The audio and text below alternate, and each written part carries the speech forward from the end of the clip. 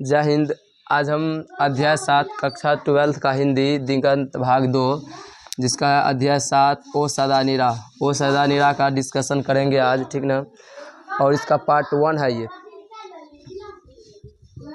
जैसा कि आप लोगों को पता है कि जो भी वीडियो आता है, जो भी चैप्टर से उसका पार्ट 1 और पार्ट 2 आता है। तो आज ये पार्ट 1 है और पार्ट 1 में इसका आधा जितना क्वेश्चन होगा उससे आधा क्वेश्चन करवाया जाएगा और इसमें मुख्य क्वेश्चन करवाया जा रहा है। ये नहीं से जो क्वेश्चन फालतू है, जो नहीं पूछने वाला है, वो भी क्वेश्चन नहीं कराया जा रहा है, ठीक ना।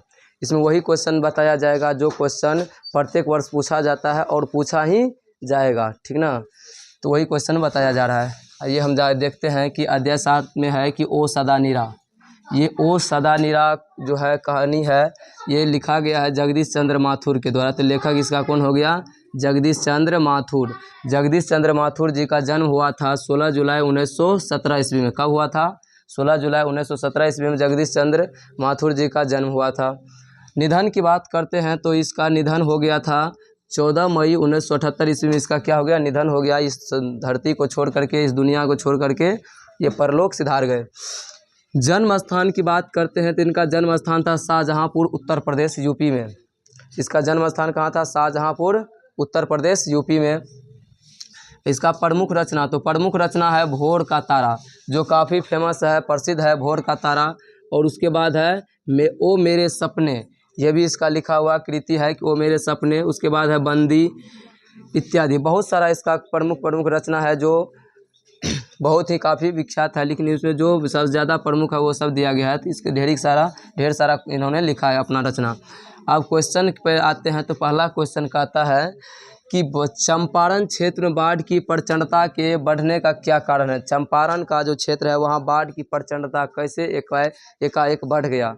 क्या कारण हुआ, क्या दिक्कत हुआ वहाँ पे? ऐसी कौन सी आपदा आई कि बाढ़ की प्रचंडता बढ़ गई?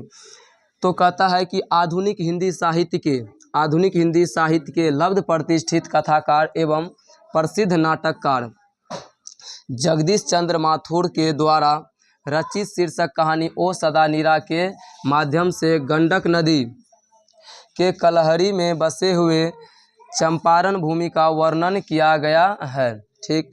से इसमें जगदीश चंद्र माथुर के द्वारा लिखा गया ये कविता है। ये बहुत ही प्रसिद्ध एवं लोकप्रिय नाटककार है जगदीश चंद्र माथुर जी। इसके द्वारा ये कहानी लिखा गया ओ सदा निरा। ओ सदा निरा के माध्यम से गंडक नदी के कलहरी, उसके अगल बगल में बसे हुए चंपारण की भूमि का वर्णन किया गया है। और चंपारण के में बाढ़ की प्रमुख कारण क्या है? बाढ़ के बढ़ने का कारण क्या है? तो चंपारण क्षेत्र में बाढ़ की प्रचंडता का प्रमुख कारण है जंगल कटाई। एक समय ऐसा था कि चंपारण की भूमि जंगलों से ढकी हुई थी। जब वन की कटाई शुरू हुई तो होती ही चली गई, इस कारण से वहाँ बाढ़ की प्रचंडता बढ़ती गई। तो चंपारण क्षेत्र में बाढ़ की प्रचंडता का प्रमुख कारण क्या है?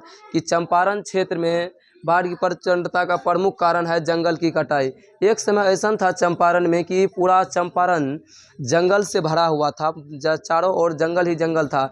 लेकिन बढ़ती हुई जनसंख्या के कारण हुआ क्या? जैसे जैसे जनसंख्या बढ़ा, भूमि तो नहीं बढ़ रहा लेकिन जनसंख्या बढ़ रहा है, तो बढ़ती हुई जनसंख्या के कारण वहाँ की जंगल को अंधाधुंध कटाई शुरू कर दिया। तो जैसे वहाँ की जंगल की कटाई शुरू हुआ तो ये चंपारण क्षेत्र की जो है ना जंगल कटाई शुरू हुआ तो होता ही चला गया, उस पर रोक नहीं लगा। जिसका परिणाम यह हुआ कि वहाँ बाढ़ अपना प्रलय रूप दिखाना शुरू कर दिया। जैसे बिहार में बाढ़ अपना प्रलय रूप दिखाता है, उस तरह से चंपारण में बाढ़ क्या कर दिया? अपना प्रलयकारी रूप दिखाना शुरू कर दिया। आइए हम दूसरा क्वेश्चन की ओर चलते हैं। दूसरा क्वेश्चन कहता है कि धांगर शब्द का अर्थ क्या है? धांगर शब्द का अर्थ क्या होता है? तो धांगर शब्द का अर्थ ओराव भाषा में भाड़े का मजदूर होता है। जो मजदूरी करने के लिए जाता है, भाड़ा पे मजदूरी करने के लिए जाता है पैसा के लिए, उसी को ओराव भाषा में धांगर शब्द कहा जाता था, ठीक ना। तो धांगर जो है ना, धांगर आपस में मिश्रित भाषा में बात करते थे। धांगर सब अपने में अपने बिरादर के लोग से मिश्रित भाषा में बात करते थे, मिलावटी भाषा में बात करते थे। लेकिन जब वह दूसरों से बात करते थे तो वह भोजपुरी एवं मधेसी भाषा का प्रयोग करते थे। जब धांगर नामक ये सब जनजाति सब अपने में बात करते थे तो वह मिश्रित भाषा में बात करते थे, और दूसरों से जब बात करते थे तो वह भोजपुरी और मधेसी भाषा का प्रयोग करते थे दूसरों से बात करने के लिए, ताकि उसका बात सब समझ सके। आइए अब हम देखते हैं तीसरा क्वेश्चन क्या है। तीसरा में कहता है कि पुंडलिक जी कौन थे। पुंडलिक जी कौन थे? पुंडलिक जी सन 1917 ईस्वी में गांधी जी द्वारा बेलगांव से चंपारण बुलाए गए थे। वे गांधी जी के सहयोगी थे एवं वह लगभग 1 वर्ष तक चंपारण में गरीब बच्चों को शिक्षित किया। कहता है पुंडलिक जी कौन थे? पुंडलिक जी एक बहुत अच्छे व्यक्ति थे जो गांधी जी के सहयोगी थे, और गांधी जी के द्वारा उन्हें बेलगांव से चंपारण बुलाए गए थे। और जब वह चंपारण आए तो चंपारण में लगभग 1 वर्ष तक गरीब बच्चों को उन्होंने शिक्षा दिया, निःशुल्क शिक्षा प्रदान किया गरीब बच्चों को। तो हम कह सकते हैं कि पुंडलिक जी बहुत ही अच्छे व्यक्ति थे, गांधी जी के सहयोगी थे, और गांधी जी के द्वारा उन्हें बेलगांव से चंपारण बुलाए गए थे, और वह चंपारण में साल भर तक गरीब बच्चों को शिक्षित किया। ठीक है, यहाँ तक आप लोगों को समझ में आया होगा। आइए हम फिर से एक बार देख लेते हैं, इसको दोहरा देते हैं कि अध्याय 7 में कि ओ सदा निरा। ओ सदा निरा लिखा गया है जगदीश चंद्र माथुर जी के द्वारा, और इनका जन्म हुआ था 16 जुलाई 1917 ईस्वी में।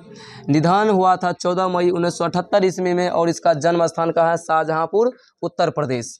प्रमुख रचना की बात करें तो प्रमुख रचना है भोर का तारा, ओ मेरे सपने, बंदी इत्यादि।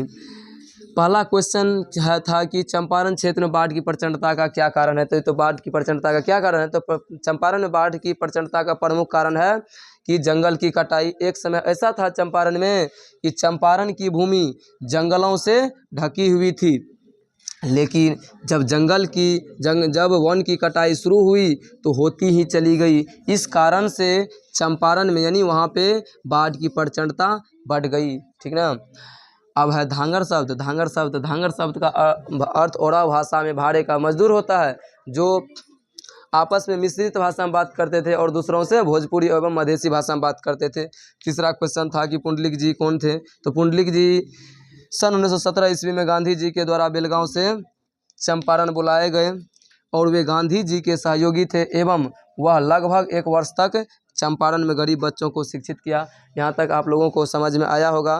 तो अगर समझ में बढ़िया आता है तो वीडियो को लाइक कीजिए, शेयर कीजिए, सब्सक्राइब कीजिए, दूसरे को भी भेजिए ताकि उसका भी भला हो सके। चलो एक